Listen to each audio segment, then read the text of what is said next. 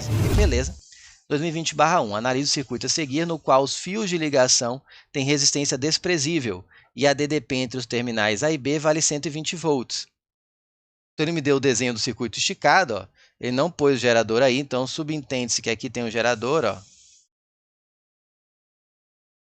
Subentende-se que aqui tem um gerador ligado no circuito. Tá? Mas não precisa desenhar mesmo. Eu estou desenhando para ajudar a visualização, de 120 volts. De novo, ele colocou no mundo ideal, aí onde os fios não têm resistência. Beleza, então as resistências são só dadas por esses desenhos aqui. Os fios não têm resistência. Pronto, o cenário foi correto, acabou. Aí a 01 vem. A intensidade da corrente que percorre o resistor R5. Cadê ele? Cadê ele? Que é esse aqui. Ele quer a corrente que passa aqui, vale 4,8. Vamos entender aqui um pouco a corrente. Por aqui vai vir uma corrente, tá? Que é a corrente total do circuito. Por quê? O gerador está aqui, né? E a corrente entrou por aqui. E agora ela vai encontrar uma bifurcação, então ela tem que se dividir. Eu vou chamar essa daqui de I2, em homenagem ao fato de que aqui é o R2. E essa aqui de I3, porque aqui é o R3. Aí chegou aqui, ela se reencontra. Oi, amiga, encontrou de novo e juntaram. E logo em seguida já vão se dividir. Tchau, tchau. E cada uma vai para um lado. Então, por aqui vai vir uma outra corrente, que aqui tem o 4 e 6. Eu vou chamar de I4. O 4, 6, deixa 4 só. É o menor. E por baixo vai vir uma outra corrente, que eu vou chamar de I5. Daqui a pouco vocês vão ver que esse R7 não tá aí só para te atrapalhar. É nuvem de fumaça e não vai servir para nada, e nem funciona. Por quê? Vou mostrar agora, olha só. Primeiro entenda um conceito. O que é um nó? Eu vou falar sobre nós. Eu vou falar de forma também, de novo, informal. O nó é um ponto onde a corrente vai se dividir. O informal seria assim, é um ponto do seu grado, do seu desenho, de onde sai 3 ou mais tracinhos. Por exemplo, aqui é um nó. Aqui esse ponto C é outro nó, saem 4 tracinhos. Aqui, ó, saem 3 tracinhos, é um nó. Aqui também saem 3 tracinhos, é um nó. E aqui também, 1, 2, 3. Esses pontos que eu marquei em vermelho são nós. Aí para eu poder descobrir se algum trecho do circuito está em curto-circuito, o que é em curto-circuito? É um trecho de circuito cuja DDP é 0. Tá? Aí aquele trecho está em curto-circuito. Na verdade, porque é um trecho em que você tem 2 caminhos, tá? E um deles tem diferença potencial nula. Aí vai acabar que os dois vão acabar tendo, vocês vão ver por quê. Então, olha só, quando você tem nós, assim, uma boa técnica para você descobrir trechos de curto-circuito é dar nome a eles. Esse aqui já tem um nome C. O A e o B também já estão com nome. Os extremos da bateria tem que também ter nome. Agora, qualquer nó que eu tenho um caminho dele até um ponto que já tem nome, ele ainda não tem nome, tem um caminho que não passa por nenhum elemento de circuito, tem que dar o mesmo nome. Por exemplo, se aqui é B, esse nó aqui, ó, não tem nome ainda, mas ele chega até o B sem passar por ninguém, sem passar por nenhum resistor. Então, você vai chamar ele de B. Esse nó, ele tem um caminho que chega um nó que já tem nome, sem passar por nada. É um fio liso, como alguns chamam. B. Esse nó aqui, ó, também ó, tem um caminho que pega um resistor, mas tem um outro que não pega. Então, você chama ele de B. Tá? Aqui C, esse aqui não tem nome, eu tenho que chamar de D, porque não tem nenhum... E quando você tem um nó que não chega em nenhum outro nó sem passar por elemento de circuito, que nem os outros casos que eu dei aqui, aí você tem que dar um nome novo que ainda não apareceu. Como o C já está aqui, esse aqui vai ser o D. Ok, tudo isso foi só para mostrar que esse trecho, talvez muitos vão falar, dava para ver sem dar nome aos nós. Sim, dava para ver que você tinha aqui 2 caminhos em paralelo, e você tinha um caminho que não tinha elemento de circuito nenhum, portanto, ele oferecia nenhuma resistência a passar de corrente, e corrente gosta, vou colocar isso aqui para vocês não esquecerem, é uma expressão genérica que vai dar para explicar muita coisa. Corrente não gosta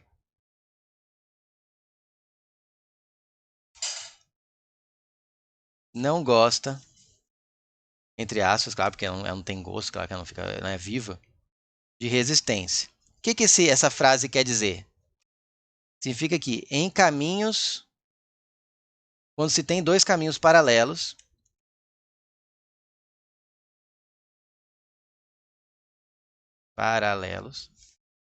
a maior parte da corrente,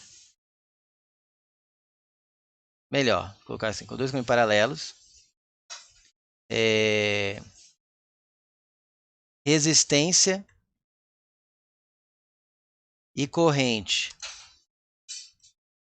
em cada caminho serão inversamente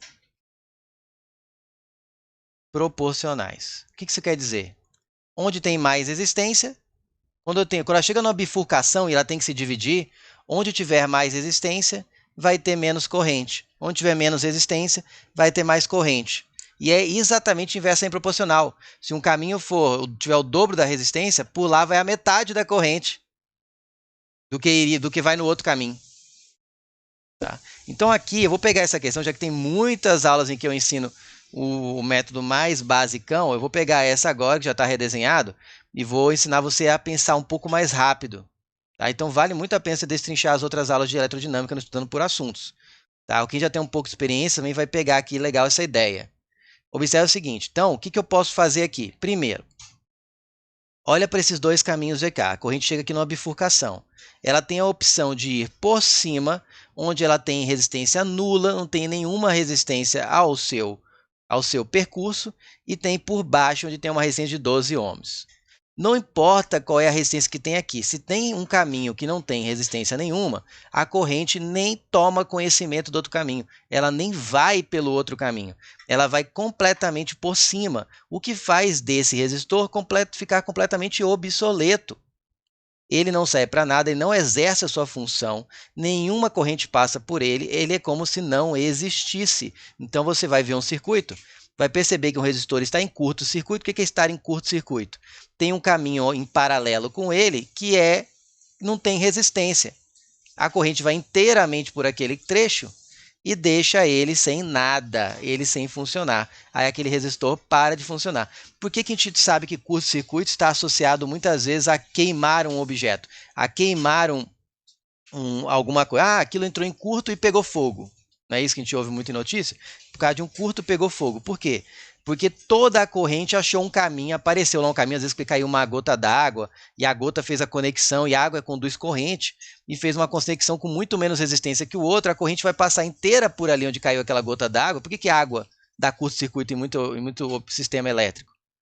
Quando ela penetra? Porque ela é condutora de corrente elétrica. Então, se ela cai de uma certa forma, que ela faz uma conexão entre dois extremos de um circuito, entre duas pontas de um circuito, ela vai pegar a resistência do circuito e vai levar lá para baixo, que é um caminho com resistência zero, o que vai fazer a corrente que passa por ela aumentar muito, e corrente, se você pegar um fio que está passando muita corrente, você vai ver que ele é quente, porque corrente gera efeito Joule, gera calor.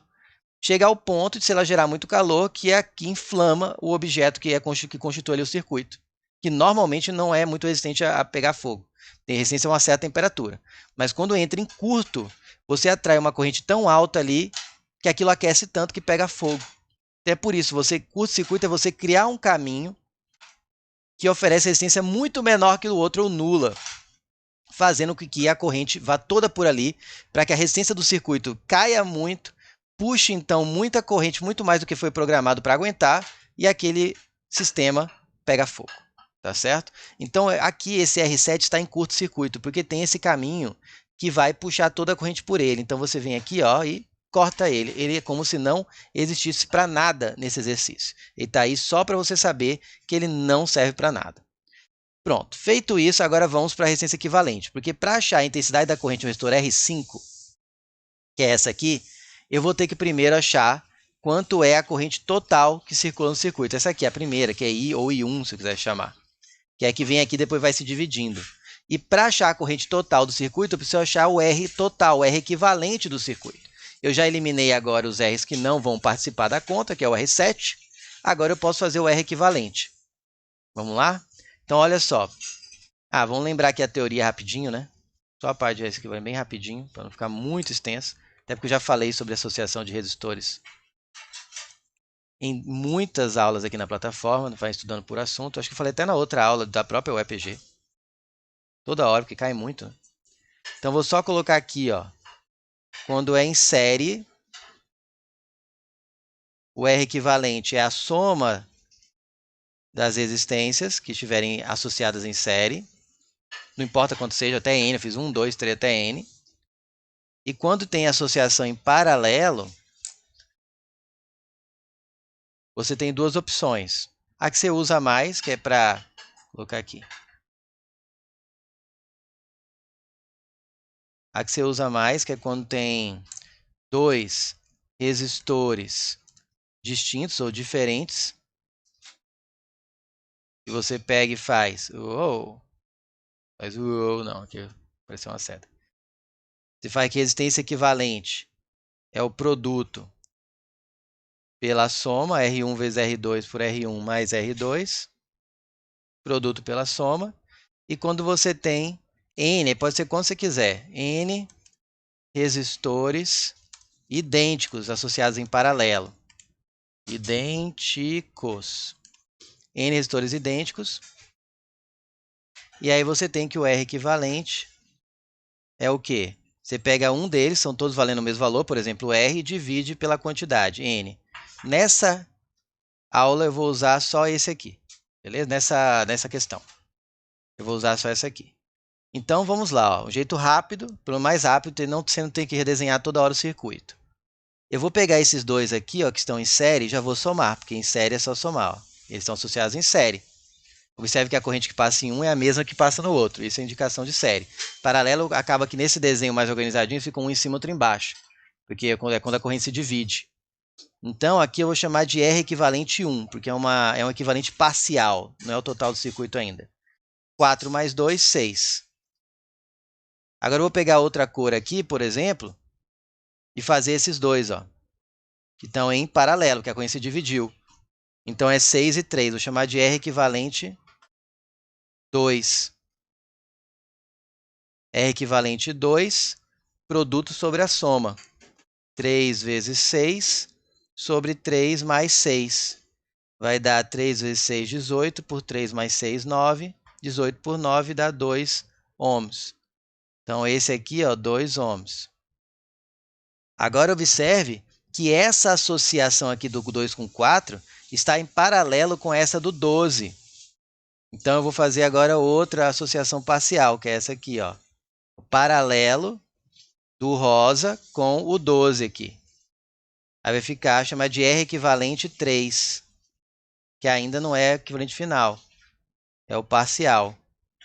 Que vai ser o produto, que é 6 vezes 12, pela soma, que é 6 mais 12. Aí eu deixo aqui 6 vezes 12, porque vai dar para simplificar com 6 mais 12, que dá 18. Aí, ó, 6 com 18, dividido por 6, aqui fica 1, aqui fica 3. E eu tenho 12 por 3, vai dar 4 ohms. Então, já sei que esse aqui é 4 ohms. É legal fazer as cores, senão você vê que fica um pouco bagunçado. Fica um pouco poluído o desenho, até razoavelmente poluído. Mas, quando você tem pouco espaço, está numa prova, e o desenho já está todo organizadinho assim, vale a pena. Pronto, agora eu consigo achar o R equivalente do circuito todo. Porque observe que esse aqui de 4 ohms está em série com essa associação REC2, que por sua vez está em série com essa associação REC3. Então, esse R1 está em série com o REC2, que está em série com o REC3. Então, o equivalente de todo o circuito vai ser o R1. Como está em série, é só somar, mais o REC2, que está em série, porque imagine que esse verdinho, que é o REC2, é como se eu tivesse tirado esses dois resistores de 3 e 6 e no lugar colocado um de 2 ohms. Vai dar o mesmo efeito que dava antes, por isso chama equivalente. Então, esse verdinho é como se eu tivesse achatado e virado só um resistor chamado REC2, tá certo? Então, esse em azul está em série com esse verde, que virou um só, que está em série com esse laranja, que eu fui fechando, fechando, e virou um só, que é o REC3. Observe que o REC1 não aparece porque ele está dentro do cálculo do REC3 já, porque ele estava em paralelo com o 12. Aí vai ficar R1, que é 4, mais REC2, que é 2, mais REC3, que é 4, e você vai ter que a resistência equivalente do circuito todo é 8 mais 2, 10 ohms. Ufa! Agora eu consigo achar o I total do circuito. Eu vou fazer aqui, ó, U igual a RI. Primeira lei de Ohm, deixa eu colocar aqui. Eu não falei, mas é o famoso URI. Primeira lei de Ohm. Primeira lei de Ohm é o famoso URI. O U de um trecho do circuito é igual ao R daquele trecho vezes a corrente que passa por ele. Como agora eu estou usando o circuito total, eu pego o U total, que é a do gerador, 120, pego o R do circuito total, que é o R equivalente, que é 10, e vou encontrar o I total do circuito, que é 120 por 10, dá 12 amperes. Então, agora dá para colocar todas essas correntes, eu sei quanto vale. Olha só, essa primeira aqui, chamada de I1, vou trocar para I1, ela passa, a corrente toda que sai do gerador passa nele. Ó. Então, é 12. Presta atenção que isso aqui vai te dar uma agilidade tremenda na hora da prova. E acontece muito. Ó, 12 amperes é a que passa aqui, I1. Essa aqui que eu chamei de I2, observe que ela está em paralela com a I3. Só que olha a corrente chega aqui, ela tem duas opções, um caminho de 3 ohms e um caminho de 6 ohms, que é o dobro. O de baixo é o dobro de cima. Como é inversamente proporcional, então a corrente que vai pelo de cima, que tem menos, é o dobro da que vai pelo de baixo, que é o que tem mais. Então, como que você quer dividir 12 de tal forma que numa parte passe o dobro da outra? Observe que eu tenho que uma tem que ser uma parte, a outra tem que ser o dobro, tem que ser duas daquela parte. Pensa comigo. Você vai pegar uma barra de chocolate e você quer dar para uma pessoa o dobro que dá para outra. Você tem que dividir ela em 3 partes. Por quê? Porque se uma é 1, outra é 2, você pega as partes e soma. Quanto é 1 mais 2? 3. Divida ela em 3 partes iguais que o problema está resolvido. Digamos que a barra tenha 6 quadradinhos. Divida ela em 3 partes. 2, 2 e 2 quadradinhos. Basta você pegar duas dessas partes, que são 4 quadradinhos e dá para uma pessoa, e a outra parte, que são 2 quadradinhos, e dá para a primeira. Assim, uma pessoa fica com 2 quadradinhos e a outra com 4. Você não queria dar o dobro para uma pessoa? Então, sempre que você tem essa proporção que não é igualitária, não vai ser igual para os dois, um vai ser o dobro do outro, um vai ser o triplo do outro, você soma as partes, quebra, e aí você dá tantas partes para cada um. Então, por exemplo, um vai ser o dobro do outro. Então, tem uma parte para duas partes, dá um total de 3 partes. Quebra o 12 amperes em 3 partes. 12 por 3 dá 4. Agora, dá duas partes para esse que tem menos resistência, ou seja, 2 partes de 4, 8 amperes. E dá uma parte para esse aqui que tem mais resistência, uma parte só. Cada parte tem 4 amperes. Pronto, pode ver que a soma dá 12. Respeitando aqui, porque chegou 12, tem que ter 12 do outro lado, desse nó. Então, acontece que aqui tem 12, aqui tem 12, e eu dei o dobro para R2 do que tinha para R3. Afinal, R2 é metade de R3. E eu já te falei que corrente não gosta de resistência. Onde tiver maior resistência, vai ter menor corrente, e vice-versa. Beleza? Aí estão 8 e 4. Elas se reencontram aqui no 6 e vira 12 de novo. E agora, um dos caminhos oferece 6 ohms de resistência, que é o de cima, e o outro oferece 12. De novo, está um o dobro do outro. Então, de novo, vou quebrar em 3 partes e vou mandar o dobro para quem tem metade da resistência, que é o de cima. Então, de novo, vou pegar o 12, quebrar em 3 partes, de 4. Vou dar 2 partes para o que tem menos resistência, que é o I4, que então vai dar 8 amperes, e uma parte para o que tem mais resistência, vai ser 4 amperes. Por aqui não passa nada no R7, porque todos esse 4 amperes que veio para o R5 aqui, vai acabar passando aqui por cima, pelo fio liso, 4 amperes aqui. Ele se reencontra aqui, vira 12 de novo e chega no final do circuito. Então, você enxergar o caminho da corrente é muito bom. Olha agora como a questão agora ficou facílima. 0,1. A intensidade de corrente que percorre o resistor R5 é qual? Igual a 4 amperes. Cadê o R5? Está aqui, 4 amperes, correto. 0,2. A resistência equivalente do circuito é de que vale 4,8 ohms. Não. Vale 12. Não, desculpa. Vale 10 ohms. Acho que aqui é para quem não tirou esse 12 aqui. Vale 4,8? Não. Vale 10 ohms. Errado. A energia dissipada em R7 é nula. Sim, porque R7 não passa, é corrente. Lembra que a energia dissipada, vou até escrever aqui, ó, 0,4. Eu fui na questão anterior que a potência dissipada é R vezes I ao quadrado. Tá? Mas se a corrente que passa por aquele resistor é zero, porque está em curto, a potência é zero. E ele quer falar da energia? Tudo bem, a potência é energia pelo tempo. Portanto, energia é potência vezes tempo. Isola a energia. Mas eu acabei de te mostrar que a potência é zero. Então, a energia também é zero, não importa quanto tempo fique ligado. Então, a energia dissipada em R7 é nula, é verdade. É nula. 0,8 afirma que a potência dissipada em R4 é 128 ohms. Bom, basta pegar os dados que eu já tenho. Eu vou pegar aqui o 0,8. Quem que é o R4? Cadê R4? Tá aqui você, ó. A potência dissipada, basta fazer pote R igual a RI quadrado. Quem que é o R do R4? É 2. Quem que é o I que passa pelo R4? É 8. 64 vezes 8, 64 vezes 2, 128 watts. Ficou horrível esse traço aqui, né? 128. Olha como a questão, depois que eu fiz a primeira parte, foi destrinchar a corrente em cada trecho. Tá saindo tudo como se fosse dominó, que você empurra uma peça e as duas vão caindo, né? 128, correto. 16, a DDP entre os pontos C e B vale 48. Entre C e B vale 48? Bom, um jeito que eu posso pegar é pegar a não vou fazer agora aqui, ó, embaixo, 16. Vou usar lei de Ohm, URI. Tem várias maneiras que eu posso responder essa aqui, ó. Vou fazer duas.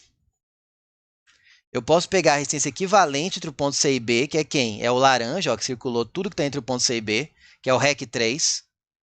Então, eu quero a DDP, faço U, REC 3, e a corrente é a total que passa nesse circuito, que é a corrente do circuito inteiro, 12. Né? Porque aqui eu estou fazendo U entre C e B. Vou até colocar aqui, ó, UCB. Quem que é o REC 3? 4 vezes 12. 48 volts. Correto. Vamos fazer de outro jeito? Em vez de pegar todo, eu vou pegar só o trecho de cima, por exemplo. Aí eu tenho que pegar o R do trecho de cima, que é 2 mais 4, que dá 6, vezes o I só do trecho de cima, que eu já calculei. O I é o I4, que é 8. 6 vezes 8, adivinha? 48, como previsto. Vamos fazer de outro jeito? Vamos, ó. Pega só o trecho de baixo. Vou te mostrar que primeira lei de Ohm funciona para qualquer trecho do circuito. Não é só para o circuito inteiro. Olha só esse trecho, esse caminho de baixo entre C e B. Quem que é o R? 12, que é o R5. Qual é a corrente que passa pelo R5? Tá aqui, ó, 4. 4 vezes 12. Ó, 48. Não importa por onde você faça, o resultado tem que dar o mesmo se você estiver usando as leis corretas da física. Tá certo? 48. Então, a afirmação está correta. O gabarito é a soma das corretas. 16 com 4, 20. Com 8, 28. Com 1, 29.